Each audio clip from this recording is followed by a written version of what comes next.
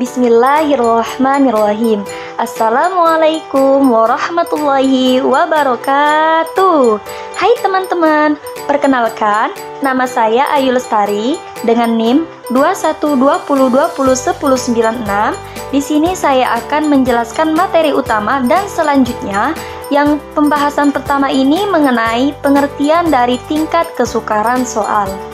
Jadi teman-teman, untuk pengertian dari tingkat kesukaran soal itu adalah keberadaan suatu butir soal apakah dipandang sukar, apakah bisa dipandang sedang, atau bisa dipandang mudah dalam mengerjakannya. Untuk materi yang kedua ini teman-teman, yaitu mengenai pengertian dari daya pembeda soal. Nah, jadi teman-teman, untuk pengertian dari daya pembeda soal ini, itu adalah kemampuan suatu butir soal, yang mana kemampuan ini untuk membedakan antara peserta didik yang memiliki kemampuan atau berkemampuan tinggi dengan peserta didik yang memiliki atau berkemampuan rendah. Nah, jadi soal ini bisa dikatakan baik bila soal dapat dijawab dengan benar oleh peserta didik. Selanjutnya mengenai urgensi dari tingkat kesukaran soal dan daya beda soalnya. Jadi untuk analisis soal yang diberikan guru kepada peserta didik berguna untuk mengukur kemampuan dari siswa tersebut, itu bukan hanya dikerjakan lalu selesai. Jadi analisis ini dilakukan kembali untuk mengetahui apakah soal yang dibuat dan diberikan itu sudah tepat untuk mengukur kemampuan dari peserta didik atau belum. Baiklah teman-teman, jadi dari pembahasan yang telah kita lalui, sebenarnya ada 3 tujuan yang ingin dicapai dari materi ini. Yang pertama yaitu untuk menguji kembali soal-soal yang telah dibuat dan disajikan pada siswa untuk dilihat kembali apakah soal-soal tersebut sudah memenuhi standar mutu atau belum. Lalu untuk tujuan yang kedua, yaitu setelah dilakukan peninjauan kembali, harapannya soal-soal yang tidak valid perlu disingkirkan. Nah, mengapa perlu disingkirkan? Karena untuk apa menyajikan sesuatu yang tidak memiliki manfaat dalam sebuah proses penilaian kepada siswa-siswa. Lalu untuk tujuan yang ketiga mengenai jika kualitas soal sudah baik, maka akan didapatkan gambaran kemampuan siswa secara akurat. Oke teman-teman, di sini saya Ayu Lestari dengan NIM 2120201096. Itu sebatas ini untuk mengenai materi pertama yang bisa saya jelaskan. Lanjut untuk materi selanjutnya dan pembahasan selanjutnya itu akan dijelaskan oleh rekan saya, Indah Permatasari. Baik, untuk Indah Permatasari saya persilahkan.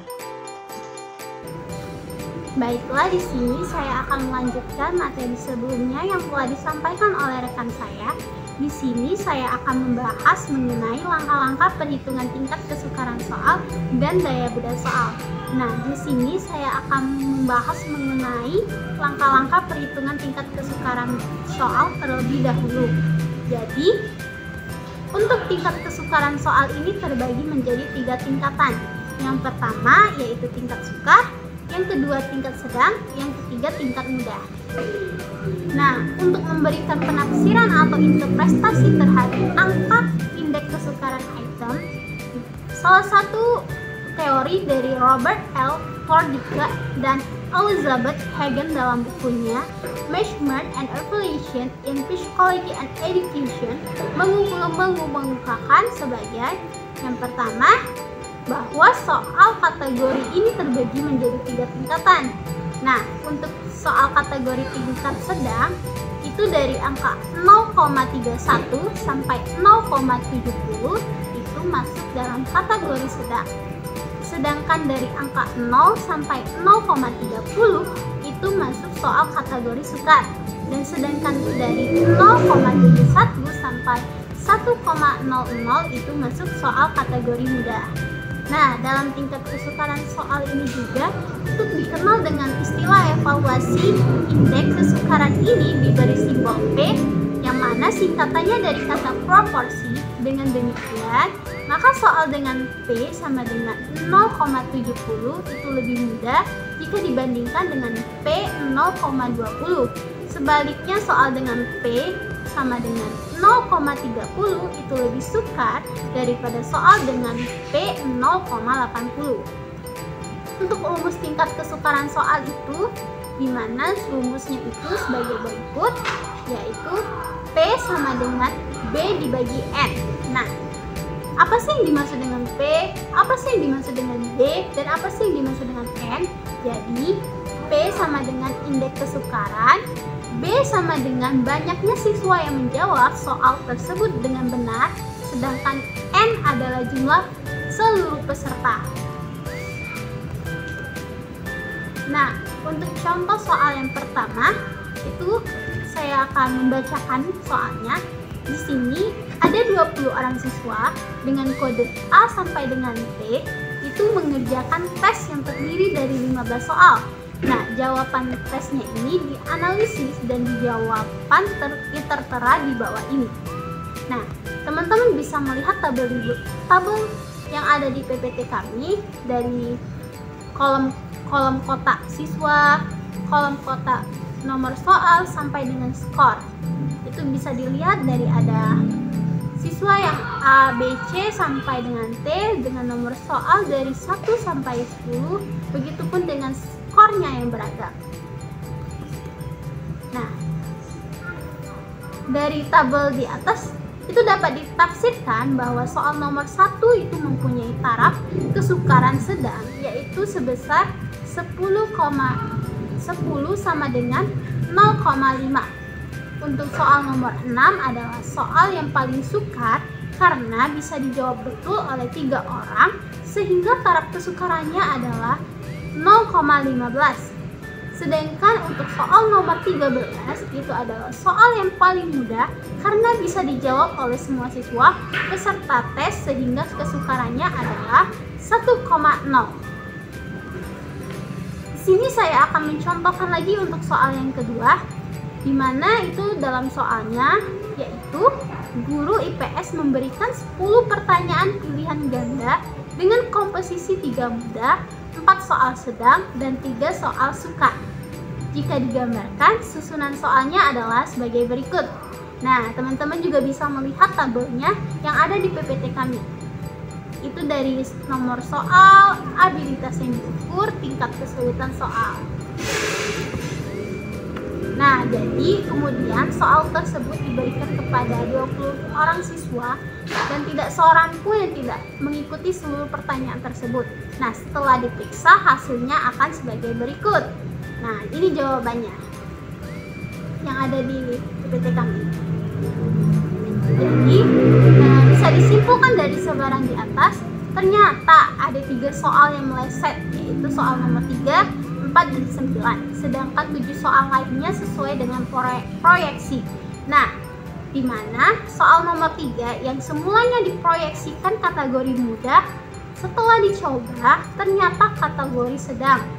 Sedangkan untuk soal nomor 4 yang semulanya diproyeksikan sedang, ternyata masuk di kategori mudah. Begitupun sebaliknya untuk soal yang di nomor 9 yang semulanya diproyeksikan sedang, ternyata termasuk dalam kategori mudah. Selanjutnya di sini saya akan membahas mengenai langkah perhitungan daya pembeda soal.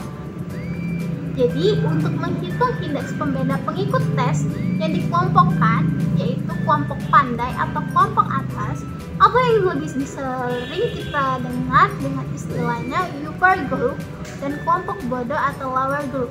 Nah, jika seluruh kelompok atas dapat menjawab soal tersebut dengan benar, sedangkan seluruh kelompok bawah menjawab dengan soal salah, maka soal tersebut mempunyai D paling besar, yaitu 1,00, begitupun sebaliknya. Untuk cara yang digunakan untuk menentukan daya pembeda soal berbeda antara kelompok kecil, yaitu kurang dari 100 orang, berbeda dengan kelompok besar, yaitu 100 ke atas. Nah, yang pertama itu untuk kelompok kecil terlebih dahulu, di mana seluruh kelompok tes itu dibagi 2. sama besar, yaitu 5% kelompok atas dan 50% itu kelompok bawah. Itu contohnya bisa teman-teman lihat di PPT kami. Jadi pada kelompok atas atau lebih dikenal dengan JA, yaitu dimana soalnya ada siswa A, B, dan C. Nah, ada dari 9, 8, 7, dan 7. Nah, untuk seluruh peserta tes itu dideretkan mulai dari tes teratas sampai dengan terbawah, lalu dibagi menjadi 2. Nah, untuk kelompok besar itu biasanya hanya diambil dari kedua kutubnya saja, yaitu 20% skor teratas sebagai kelompok teratas dan 27% terbawah sebagai kelompok bawah atau JB. Nah, adapun rumus mencarinya yaitu B sama dengan BA dibagi JA, lalu dikurangkan lagi dengan BB dibagi JB. Maka hasilnya adalah PA dikurang PB.